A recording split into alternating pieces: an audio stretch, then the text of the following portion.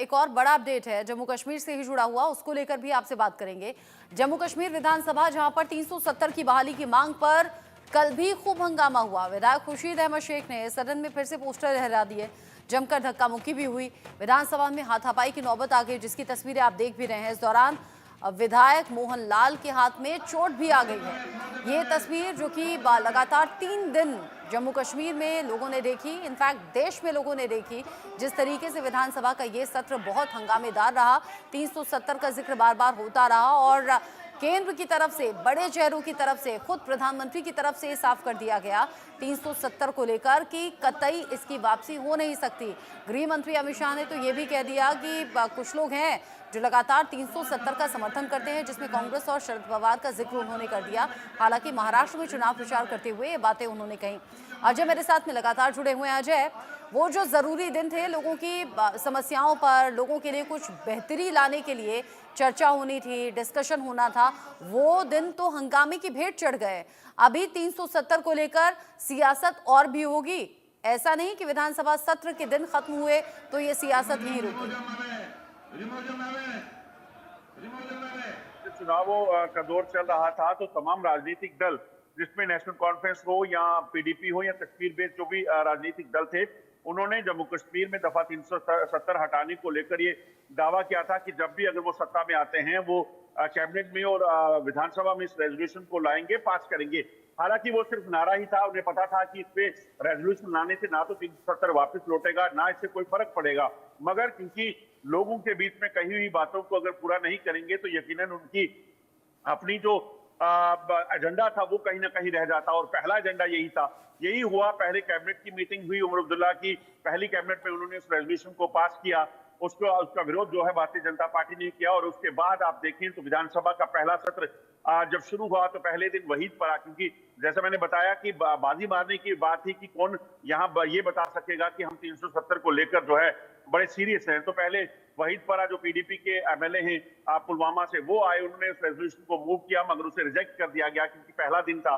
Governor address से पहले ही वो बोलना शुरू हो गए ऑबिचुरी के समय। उसके बाद जब दूसरा दिन आया तो उसके बाद उमर अब्दुल्ला के जो डिप्टी सीएम हैं, उनके सबऑर्डिनेट, उन्होंने सुरेंद्र चौधरी जो है, उन्होंने रेजोल्यूशन को मूव किया। बाद में उसे ध्वनि मत से पास किया गया।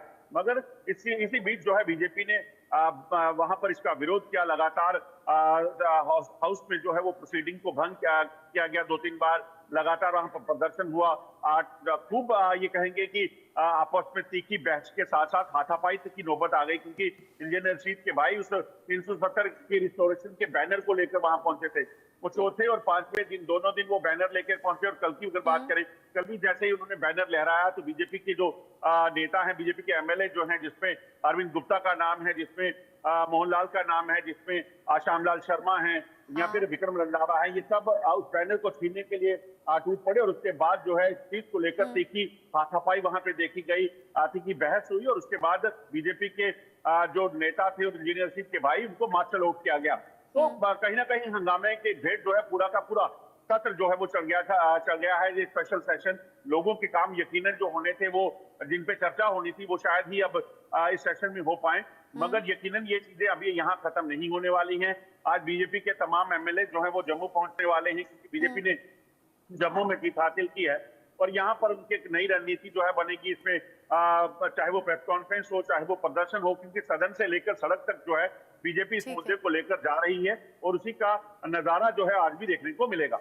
यानी पहले सदन के भीतर और आज अब सदन के बाहर ये विरोध, ये टकराव लगातार बना रहेगा और ये दूर तक जाएगा। चूंकि महाराष्ट्र में चुनाव प्रचार के दौरान या झारखंड में चुनाव प्रचार के दौरान भी इन बातों का जिक्र हम नेताओं के जरिए सुन रहे हैं, देख रहे हैं। बहुत शुक्रिया अजय जांडियाल आपका, ये सभी जानकारी दर्शकों तक पहुंचाने के लिए। जिस तरीके से अजय ने बताया कि लगातार हंगामा हो रहा है, 370 को लेकर टकराव की स्थिति है, पक्ष विपक्ष दोनों ही तरफ के नेताओं के कुछ जरूरी रिएक्शन सामने आए हैं, एक एक करके सुनिए। बीजेपी के विधायक मोहनलाल भगत इस समय बात करने के लिए मौजूद है, जिन्हें चोट भी आई है। आज असेंबली सेशन के दौरान ये जख्मी भी हुए हैं, साफ तौर पर तस्वीरों के जरिए देखा भी जा सकता है। मोहन जी, क्यों आज ये असेंबली अखाड़े में तब्दील हुई, वजह क्या रही? देखिए, आपको पता है कि हॉनरेबल स्पीकर सर का जो रवैया रहा है टोटली पार्शल रहा है। वन साइडेड रहा है। उन्होंने स्पीकर वाला कोई रोल नहीं किया है। वो बिल्कुल अपनी पार्टी जो उनकी है नेशनल कॉन्फ्रेंस का, उसके इशारे पे चले हैं। उनके इशारे पे चलते हुए उन्होंने सारी कार्रवाई की है। हॉनेबल मेंबर कल की बात अगर करें हम, तो एक हॉनेबल मेंबर एक बैनर लेके आता है जिसमें 370 लिखा हुआ है। 370 आपको पता है कि no, it is a gone matter. ये सेटल्ड मैटर है जिसको भारत की, इंडिया की पार्लियामेंट ने भी सेटल कर दिया हुआ है और हॉनेबल सुप्रीम कोर्ट ने भी इसको सेटल कर दिया हुआ है। जो मैटर इसके हमारी असेंबली के परव्यू में नहीं है, इसका मैंडेट नहीं है, उसको लाने के लिए, उसको उठाने के लिए क्यों उस मेंबर को लो किया गया। ये हॉनेबल स्पीकर का फर्ज बनता था कि उस मेंबर के खिलाफ कार्रवाई होती। उसके खिलाफ कार्रवाई करने के बजाय उन्होंने जब कार्रवाई नहीं की, ये हमारा फर्ज बनता था कि ऐसे एजेंडे को जहाँ पे उठाने नहीं दिया जाए। उसके खिलाफ में हमने ऑब्जेक्शन किया, हमने आवाज़ उठाने की कोशिश की और हॉनेबल स्पीकर सर ने ट्रेजरी बेंचेस के बिहास्ट पे, उनके इशारों पे, उनके पपट बनते हुए हमें मार्शल आउट करने का ऑर्डर दिया, जिससे हमें मैन हैंडल किया गया, हमें इंजरी आई। लेकिन एक चीज़ मैं यहाँ से कह देना चाहता हूँ कि कोई भी ऐसा एजेंडा, ऐसा रेजोल्यूशन, ऐसा एक्ट जो जम्मू कश्मीर का, जो इंडिया के साथ रिलेशनशिप है, उसको डाइल्यूट करने की कोशिश करेगा, उसका हम ऑब्जेक्शन करेंगे, उसका विरोध करेंगे, पुरजोर विरोध करेंगे, उसको बिल्कुल अलो नहीं करेंगे। और मैं ये भी कहने देना चाहता हूँ कि ऐसे ऑपरेसिव मेजर्स जो हैं, अनडेमोक्रेटिक मेजर्स जो हैं, वो नहीं, हमें हमारे जो हौसले हैं उनको डिस्करेज हमें नहीं कर सकते हैं। ये तो आज छोटी चोट आई है, इसके लिए हमें कोई भी कुर्बानी देनी पड़े उसके लिए हम तैयार हैं, लेकिन एंटी नेशनल सेपरेटिस्ट एजेंडे को हम पनपने नहीं देंगे। अगर इसी तरह के हालात रहे, क्या जम्मू में असेंबली सेशन चल पाएगा? वो जब जम्मू में होगा तब देखा जाएगा। लेकिन एक चीज़ बड़ी क्लियर है, कोई भी जो एंटी नेशनल सेपरेटिस्ट एजेंडा है उसको हम सिर नहीं उठाने देंगे। बहुत बहुत शुक्रिया बात करने के लिए। बीजेपी के विधायक जो है एक्सक्लूसिवली बात कर रहे हैं। तस्वीरों के जरिए भी आप देख सकते हैं कि काफी चोटिल हुए हैं जब यहाँ पर मार्शल्स बुलाए गए असेंबली सेशन के दौरान, और लगातार जो इल्जामात लग रहे हैं स्पीकर पर कि स्पीकर जो है एक ही पार्टी को सपोर्ट कर रहे हैं, और साफ तौर पर दिख भी रहा है जिस हिसाब से बीजेपी की तरफ से ये आरोप जो है लगातार लग रहा है। फिरोज वानी के साथ श्रीनगर से आशिक मीर। कश्मीर की असेंबली अखाड़े में तब्दील हो गई, क्यों ऐसा हुआ, क्या वजूहात रहे? इसका सारा जो इस असेंबली में जो बवाल पैदा हुआ वो इसलिए हुआ कि ये हमारे ऑनरेबल जो स्पीकर राठौर साहब हैं, उन्होंने ही जो कि गैर कानूनी बिल को अलो किया कि 370 को बहाल करने का, जिसकी वजह से विवाद खड़ा हुआ। जबकि इनको मालूम है कि 370 जो है वो पूरे तरीके से निरस्त हो गया है, इसको दोबारा कोई भी दुनिया की ताकत नहीं ला सकती, क्योंकि 140 करोड़ देशवासियों ने इस पर मोहर लगाई है। तो हम यहाँ से जो असेंबली के पास डोमेन नहीं है इन 370 को लाने का, तो इन्होंने इस चीज़ को लाके गलत किया। दूसरा, जो इन्होंने मार्शल का प्रयोग किया है, जो असेंबली के अंदर एमएलएस को उठा के बाहर फेंकने का काम किया है, वो मैं समझता हूँ कि वो गैर कानूनी है। उसको राठौर साहब को, ऑनरेबल स्पीकर को ये बात नहीं करनी चाहिए। जम्मू कश्मीर विधानसभा में 5वें दिन भी हंगामा जो है वो रहा है और भारतीय जनता पार्टी के विधायकों ने आज भी 370 को लेकर लाए गए रेजोल्यूशन को वापस लेने की बात की है। मेरे साथ इस पे बात करने के लिए रविंद्र शर्मा जी हैं, कांग्रेस के सीनियर वाइस प्रेसिडेंट।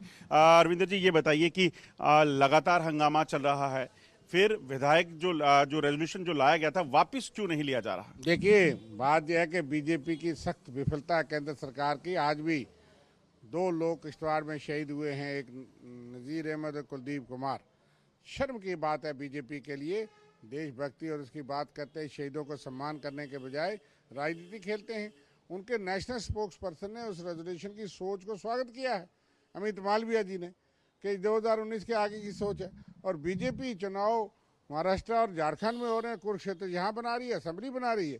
बताइए कहाँ उसमें 370-35 का ही जिक्र है। स्पेशल स्टेटस किसी भी रूप में हो सकता था, पहले 370-35 में था, और यहाँ की स्टेट का दर्जा देने पे बीजेपी का क्या स्टैंड है? 5.5 साल से स्टेट को वापस कैसे आप देख रहे हैं इसे, जिस तरीके से लगातार तीसरा दिन बीजेपी के एमएलएस को बाहर और दफा 370 लगातार मुद्दा बना हुआ है? देखिए, ये गुंडागर्दी का माहौल जो सदन में बनाया गया है, इसके लिए नेशनल कॉन्फ्रेंस की सरकार, चीफ मिनिस्टर और खास करके स्पीकर भी जिम्मेवार हैं। स्पीकर का जो पद की मर्यादा रहती है, वो पक्ष और विपक्ष को बुला करके जो डेडलॉक है उसको तोड़ने का प्रयास करते हैं, लेकिन ऐसा नहीं किया गया और जानबूझ करके इस प्रकार का माहौल क्रिएट किया गया। नहीं होनी है। संसद में जो पास हो चुका है उसको यहाँ पर संविधान में जो चीज़ें हैं उसको स्पीकर को रक्षा करनी चाहिए, ना कि उसमें एक उनका साथी बन करके उनका समर्थन करना चाहिए। यह स्पीकर का रोल बहुत गलत रहा, इसीलिए जम्मू कश्मीर में इस प्रकार का माहौल बना हुआ। बीजेपी के कल भी विधायक इंजर्ड हुए थे, आज भी जिस तरीके से उनको बाहर धक्के मारकर निकाला गया, मतलब मार्शल आउट करना अलग चीज़ है, मगर जिस तरीके से जबरन वहाँ पे चीज़ें हुई, कैसे आप इसे देखते हैं? देखिए, ये साफ जाहिर होता है कि कहीं गुंडागर्दी का परिचय दिया जा रहा है। इसके लिए जो सरकार में बैठे लोग जिम्मेवार होंगे, इनको मूल्य चुकाना पड़ेगा। टकराव की स्थिति बनी हुई है और आगे सियासत और भी गहराएगी, ये तय समझिए। एक छोटा सा ब्रेक ले रहे हैं।